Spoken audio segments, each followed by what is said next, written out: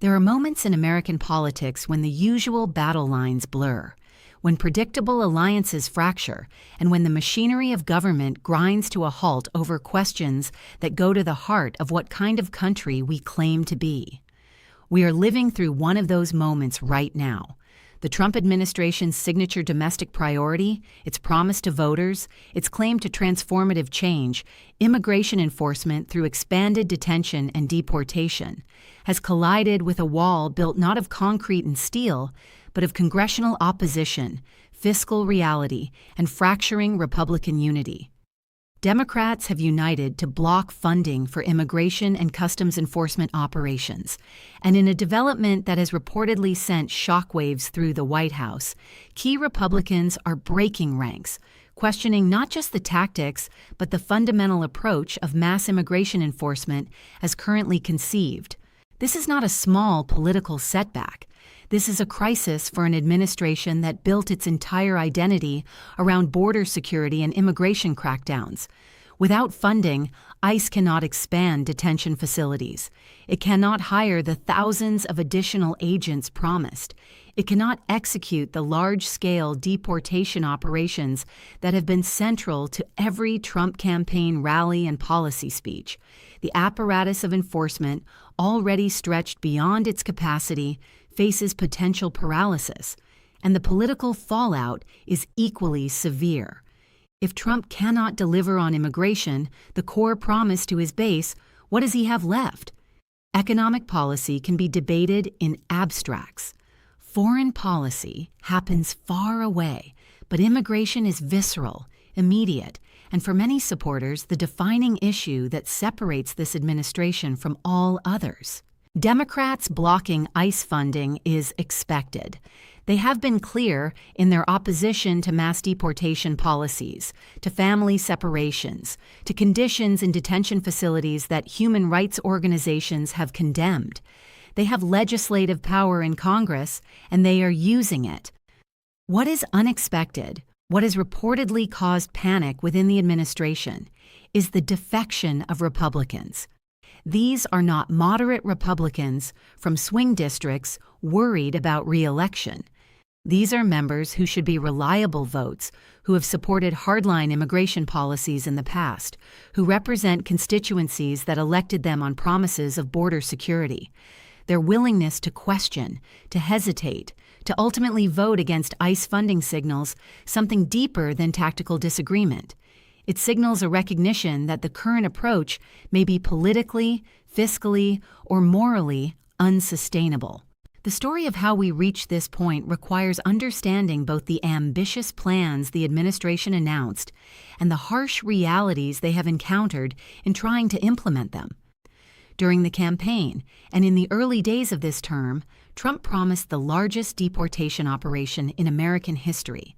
Not incremental increases, not modest policy adjustments, a wholesale transformation of immigration enforcement that would remove millions of undocumented immigrants, starting with those who have criminal records, but extending to anyone present without authorization. To accomplish this would require a massive expansion of ICE, tens of thousands of additional agents, hundreds of new detention facilities, fleets of transportation vehicles, and a budget increase measured in tens of billions of dollars annually. The administration submitted a budget request to Congress that reflected these ambitions. The numbers were staggering. Funding for ICE would more than double. New detention beds would be constructed at a pace not seen since the post-9/11 expansion of federal law enforcement. The deportation machinery would become one of the largest operational undertakings of the federal government, comparable in scale to military deployments. Supporters argued this was necessary to restore the rule of law, to secure the border, to protect American workers, to fulfill the mandate voters had given. Critics called it inhumane, impractical, and economically destructive. But the real test was always going to be whether Congress would appropriate the money. Democrats made their position clear from the beginning. They would not fund mass deportations. They would not vote for budgets that expanded detention. They would use every procedural tool available to block funding increases for ICE. This was not a surprise. What surprised observers was the reluctance among some Republicans. Initial whip counts showed the votes were not there. Members from agricultural districts worried about labor shortages if enforcement removed workers from farms. Representatives from business-heavy areas heard from construction companies, hospitality industry leaders, and manufacturers who relied on immigrant labor, documented and undocumented. Even members from districts with large Latino populations, some of whom had voted Republican based on other issues, began to feel pressure from constituents who feared family separations and community disruptions. The fiscal conservatives presented another problem. The budget numbers required to fund the administration's immigration plans were enormous. At a time when deficit hawks were already concerned about spending levels, adding tens of billions for ICE was a tough sell. Where would the money come from? What would be cut to offset this increase? Or would Republicans simply add it to the deficit, abandoning fiscal discipline when it came to immigration enforcement? The contradictions within the party's coalition, usually manageable when theoretical, became acute when actual votes were required. The administration pushed hard. The president made phone calls. Cabinet officials visited Capitol Hill. The argument was framed in stark terms. This was not just another budget item. This was existential. If Republicans would not fund immigration enforcement, what was the point of having won elections? What would they tell voters who sent them to Washington expecting action on the border? The pressure was intense. But pressure only works when members believe their political survival depends on compliance. And increasingly, some Republicans were calculating that voting for massive ICE expansion might hurt them more than help. The first cracks appeared in committee. Budget proposals that should have moved smoothly through Republican-controlled committees stalled. Amendments were offered to reduce funding levels, to add oversight provisions, to restrict how money could be spent. These were not Democrats obstructing. These were Republicans inserting conditions, expressing reservations, demanding answers about implementation plans. The administration's responses were often vague. How many people would actually be deported? How long would they be detained? What would happen to their children? Where would all these people be held? The lack of detailed planning became apparent, and that lack of planning gave cover to members who wanted to slow things down. When the bill reached the floor, the Democratic strategy was straightforward: united opposition, no defections. Force Republicans to pass this entirely on their own, so they would own the consequences. Democratic leaders kept their caucus together. Even moderate members from conservative districts, who might have been tempted to vote yes for political cover back home, held firm. The calculation was that being seen as obstructing mass deportations might actually help with their base, even in red-leaning areas, because the cruelty and chaos of what was being proposed was becoming harder to defend. But united Democratic opposition alone should not have been enough. Republicans had the votes, at least on paper. The problem was that the paper votes were not materializing in reality. When the actual roll call came, enough Republicans voted no or abstained to deny passage. The bill failed. ICE funding would remain at current levels, not expand to the massive scale the administration demanded, and the political earthquake that followed is still being felt. Reports from inside the White House describe a president furious at what he sees as betrayal. This was supposed to be easy. Republicans control Congress. The party ran on immigration. How could they not deliver? Aides describe frantic meetings, angry phone calls to members who voted against the funding, threats of primary challenges, demands for explanations. The word panic is not too strong. Without ICE funding, the signature promise of the administration becomes impossible to keep. And if that promise cannot be kept, what justifies the disruption, the controversy, the international condemnation that this approach to immigration has generated? Republicans who voted against the funding offer various explanations. Some cite fiscal responsibility, unwillingness to add billions to the deficit without corresponding cuts elsewhere. Some express concerns about implementation, arguing the administration has not demonstrated it can effectively manage the current system, let alone a vastly expanded one. Some mention constituent concerns, businesses in their districts that depend on immigrant labor, communities worried about families being torn apart. A few, speaking on background, admit to moral reservations about the scale and nature of what is being proposed. One Republican member, speaking anonymously to avoid retribution, described the situation bluntly. "We were told this would be targeted enforcement. Criminals first. People who pose threats. What we are seeing is something different. Raids at workplaces, families separated, people who have been here for decades, who have American citizen children, who have businesses and mortgages and deep community ties, suddenly detained and deported. My constituents did not sign up for this level of disruption. I cannot vote to fund more of it." Another member focused on the economics. "Remove millions of workers from the economy and see what happens to industries that depend on them. Agriculture, construction, food processing, hospitality. These are not jobs Americans are lining up to take. We have tried that theory. It does not work. The labor shortage would be catastrophic, and my business community knows it. They are calling me, telling me they cannot operate without these workers. I have to represent their interests." The fiscal argument is harder to dismiss than the administration anticipated. When pressed on how to pay for this expansion, officials have offered vague assurances about economic benefits from enforcement offsetting costs. But the Congressional Budget Office does not score immigration enforcement as revenue positive. It costs money, a lot of money, and the benefits are diffuse and long-term at best. Republicans who built careers on deficit reduction cannot easily vote for tens of billions in new spending with no offset, no matter how much they support tougher immigration policies in principle. The Democrats, having successfully blocked the funding increase, are now pressing their advantage. They are highlighting stories of families affected by current enforcement levels, arguing that expanding operations would exponentially increase suffering without making the country safer. They are amplifying voices from law enforcement officials who question whether mass deportation is an effective use of resources compared to targeted enforcement against actual dangerous individuals. They are citing economic studies showing that immigrant labor, including undocumented workers, contributes significantly to GDP growth, and that sudden removal would trigger recession in certain sectors. The messaging is disciplined and coordinated. This is not about open borders. This is about humane and effective immigration policy.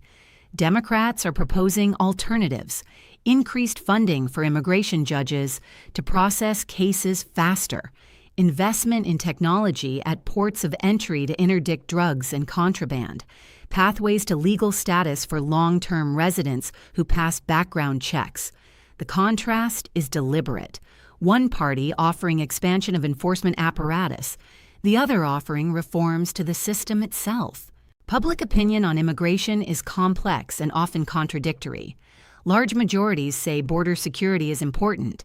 Large majorities also say that people who have been in the country for years, working and raising families, should have a path to legal status. Support for deportation is high in the abstract, lower when people consider specific scenarios. Do you support deporting a person who has been here 20 years, owns a business, has children in school? Support drops. Do you support deporting someone who came as a child, knows no other country, speaks English as their first language? Support drops further. The administration's mistake may have been assuming that general support for tougher enforcement translated into support for the specific, large-scale, indiscriminate operations they have pursued. The business community's position has also complicated the politics. Typically aligned with Republicans on taxes and regulations, major business organizations have expressed deep concern about mass deportation's economic impact. The Chamber of Commerce, agricultural associations, construction industry groups, hospitality and restaurant organizations have all lobbied against funding increases for ICE, arguing that removing workers en masse would devastate their sectors. This has put Republican members in a difficult position, caught between ideological commitment to enforcement and practical concerns from their donor base. Religious communities have also weighed in. Evangelical leaders, once reliably supportive of Republican immigration positions, have become more vocal about compassion and family unity. Catholic bishops have condemned policies that separate families. Mainline Protestant and Jewish organizations have mobilized members to oppose funding increases. For some Republican members representing religious constituencies, this has created real tension between party loyalty and the moral guidance of faith communities in their districts. The legal challenges to current enforcement practices have added another layer of uncertainty. Federal courts have issued injunctions against certain ICE practices.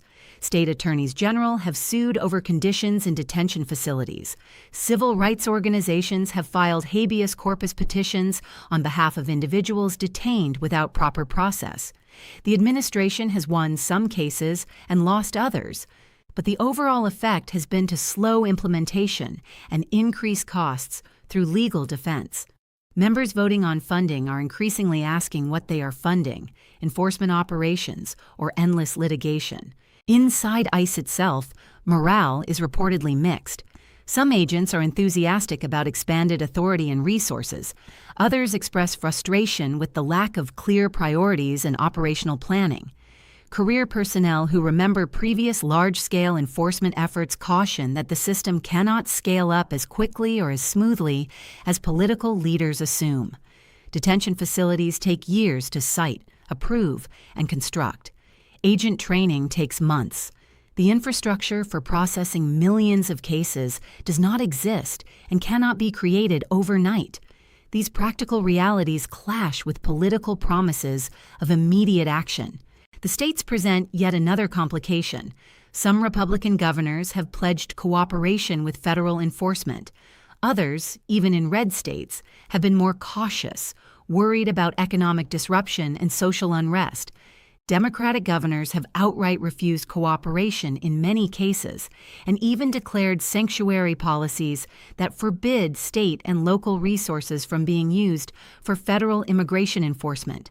This means ICE would have to operate in hostile territory without local support, exponentially increasing costs and difficulty.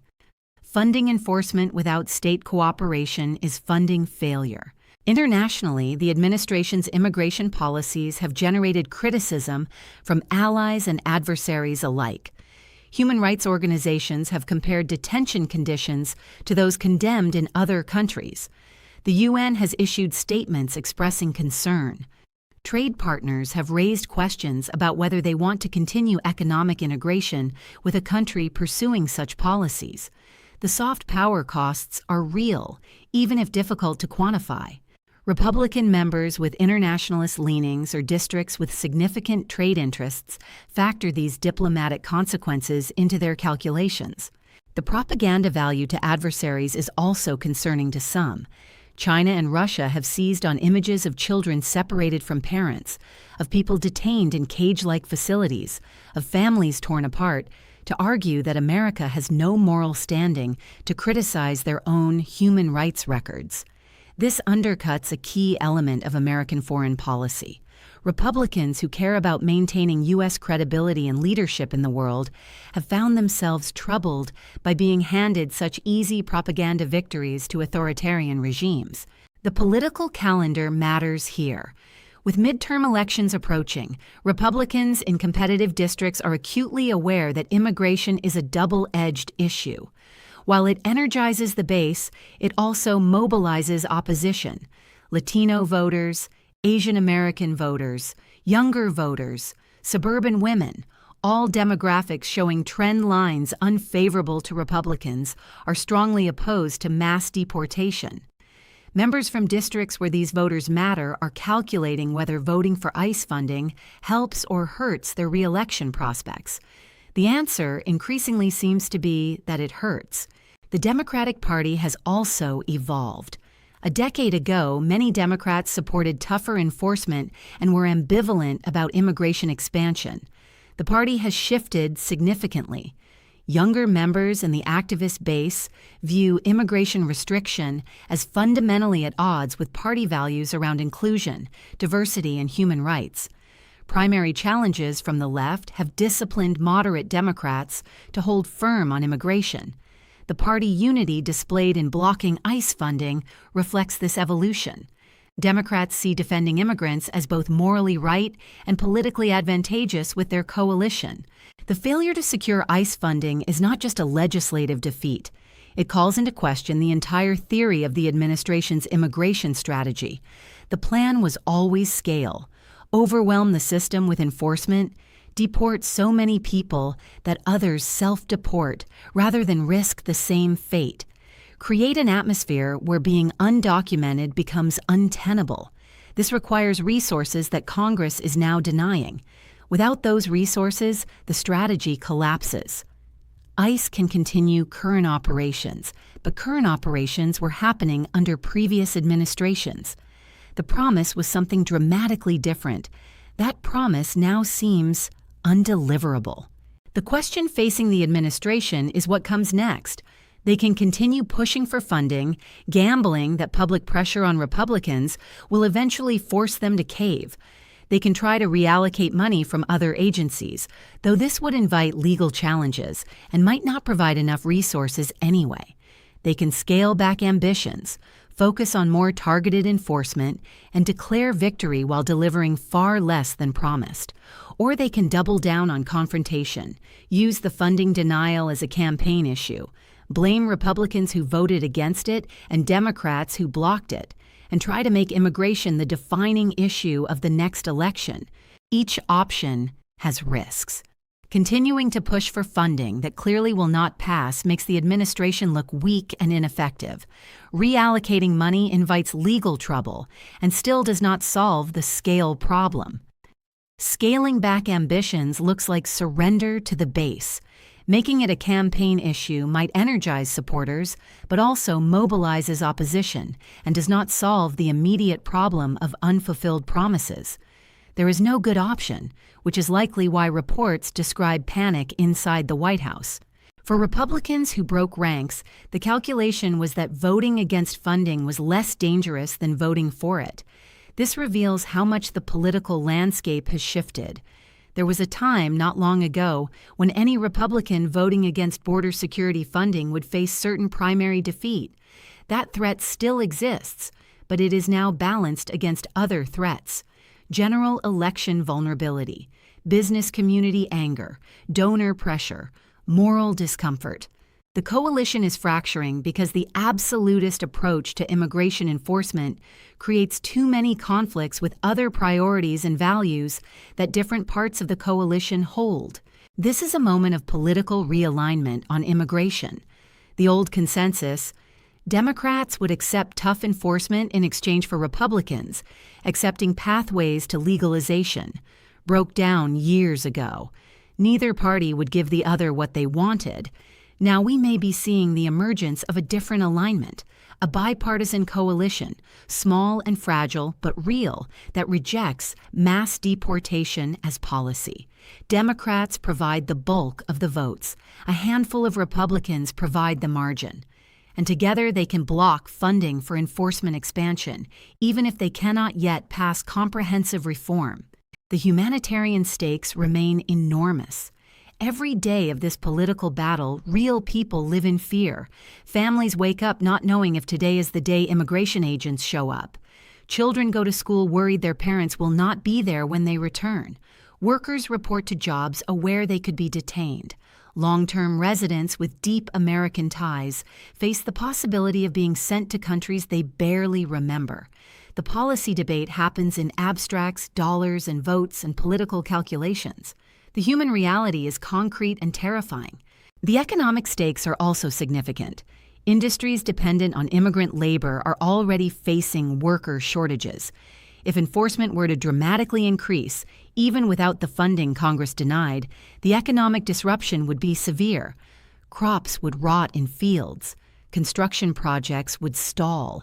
Service industries would struggle to staff operations.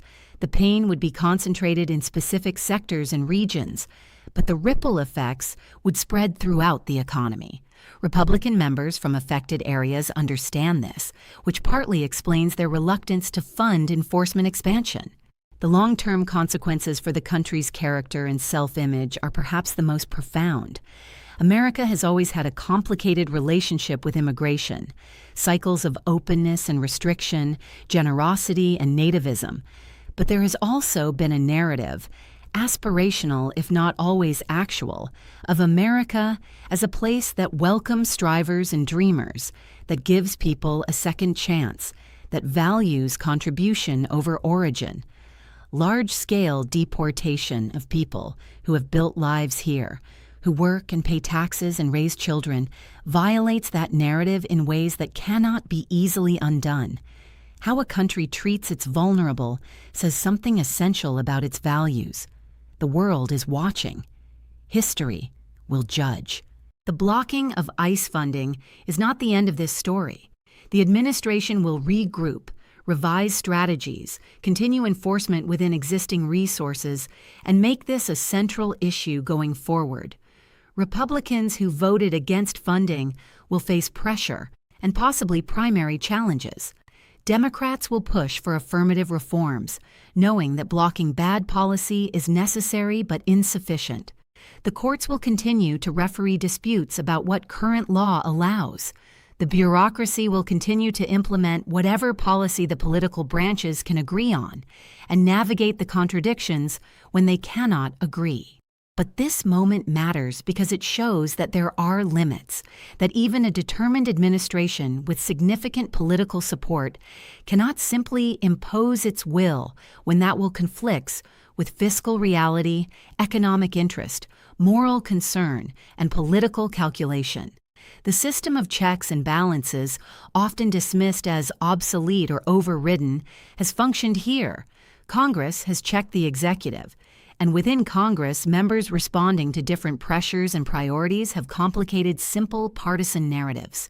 The panic reportedly felt in the White House is understandable. This was the promise. This was the brand. This was what made Trump different from every other Republican. And now, blocked by a combination of Democratic unity and Republican defections, the promise looks less like a commitment and more like a slogan. The question is whether supporters will accept scaled-down enforcement as good enough, or whether the failure to deliver the sweeping transformation that was advertised will erode faith in the entire project. For the millions of people living in the United States without legal status, this legislative defeat provides temporary relief, but no long-term security. They remain vulnerable to enforcement. They remain in legal limbo. The failure to expand ICE dramatically does not mean an end to deportations or a change in their status. It means the worst-case scenario has been averted for now. But without legislative reform that creates paths to legal status, they will continue living in fear, waiting to see if the political winds shift again. This is American democracy in practice, messy and contradictory, where announced plans collide with political reality, where coalitions fracture under pressure, where the gap between campaign promises and governing realities becomes impossible to ignore.